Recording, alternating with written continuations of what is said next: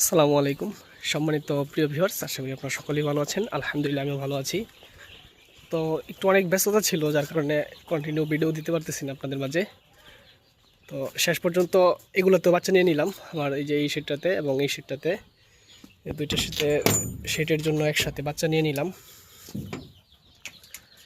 এই যে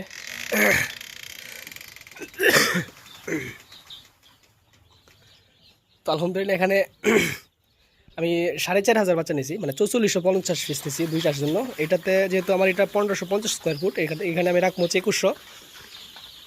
আর আমার ওই যে শেডটা, ওই সাইডে যে শেডটা আছে ওইটাতে রাখবো হচ্ছে আমি বাকি যেই 1300-1400, মানে 2300-2400 যা থাকে আর কি, এটাতে রাখবো আমি বাকিগুলা। ওইটা আমার হচ্ছে 1700 স্কোয়ার ফুটের এবং এটা হচ্ছে আমার 1550।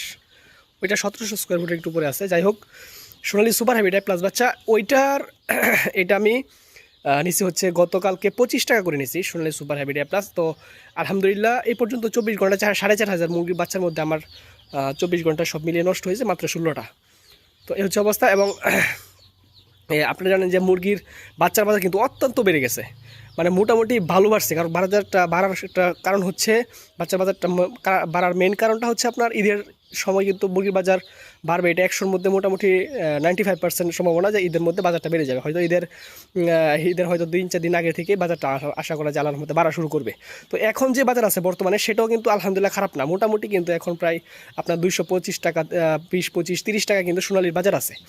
তো যার কারণে কিন্তু সামনে যেহেতু গরম পড়বে বা সামনে যেহেতু মাঘ মাস চলে যাবে, ফাল্গুন পড়বে, তখন কিন্তু আপনারা দেখবেন যে মোটামুটি মুরগি বাজারটা আলহামদুলিল্লাহ স্বাভাবিক হয়ে যাবে, মোটামুটি 250-র উপরে চলে যাওয়ার সম্ভাবনা খুব বেশি। যার কারণে কিন্তু বাচ্চার রেটটা এভাবে বেড়ে গেছে। তো আলহামদুলিল্লাহ সোনালি সুপার হ্যাবিট, এইখানে যেই সোনালি সুপার হ্যাবিট প্লাস আমার ওই সেটটার মধ্যেও কিন্তু সোনালি সুপার হ্যাবিট প্লাস। তো এইটা থেকে আমার এইটার বয়সের পার্থক্য হচ্ছে 1 সপ্তাহ। তো এটা গত বৃহস্পতিবারের আগে বৃহস্পতিবার বোর্ডিং করছিলাম, এটা গতকালকে বোর্ডিং করছি। তো এই হচ্ছে অবস্থা। আলহামদুলিল্লাহ বাচ্চা খুবই সুস্থ আছে। এবং আপনারা যারা এখনও বাচ্চা নেন নাই বা বাচ্চা নিতে চাইতেছেন বা নেবেন চিন্তা করতেছেন, তারা বাচ্চা এখন থেকে নেওয়া শুরু করতে পারেন টুকটাক। আর গরম তো মোটামুটি আমার কাছে মনে হয় আইসা পড়ছে, খুব একটা হিট লাগে না। তারপরেও আলহামদুলিল্লাহ প্রথম 3-4 দিন যদি ভালো হিট দেওয়া যায় মুরগিকে, তখন কিন্তু আর তেমন একটা সমস্যা আল্লাহর রহমতে হয় না, যদি নাভিটা ভালোভাবে শুকায়া যায়। তো একসাথেই বোর্ডিং করছি। অনেকে হয়তো অনেকভাবে করে, পলিথিন দিয়ে, আমাকে অনেকে বলছে যে ভাই পলিথিন দিয়ে বোর্ডিং করা ভালো না। তো বোর্ডিং করার বিষয়টা হচ্ছে শুধু আপনার হাতে, মানে আপনার কাছে। আপনার মুরগি সুস্থ থাকবে না অসুস্থ থাকবে সেটা হচ্ছে আপনার কাছে। আপনি যদি আপনার মুরগির অ্যামোনিয়া গ্যাস বের করে দিতে পারেন, সুন্দরভাবে গ্যাস মুক্ত রাখতে পারেন, তাহলে আপনি পলিথিন দিয়ে করতে পারেন, আপনার কোনো সমস্যা নেই, বোর্ডিং করতে পারেন। তো এখানে আমি ইনফ্রারেড বাল্ব দিছি, পাশাপাশি গ্যাস ব্রুডার দিছি, এবং হচ্ছে আমি বোর্ডিংয়ের যেই কারেন্টের যে ব্রুডার এটা দিছি। তো রাত্রে শুধু গ্যাস ব্রুডারটা দিই। তো এই হচ্ছে অবস্থা। আলহামদুলিল্লাহ বাচ্চা সুস্থ আছে, সুস্থ সবল আছে। আপনাদের যদি দেখাই,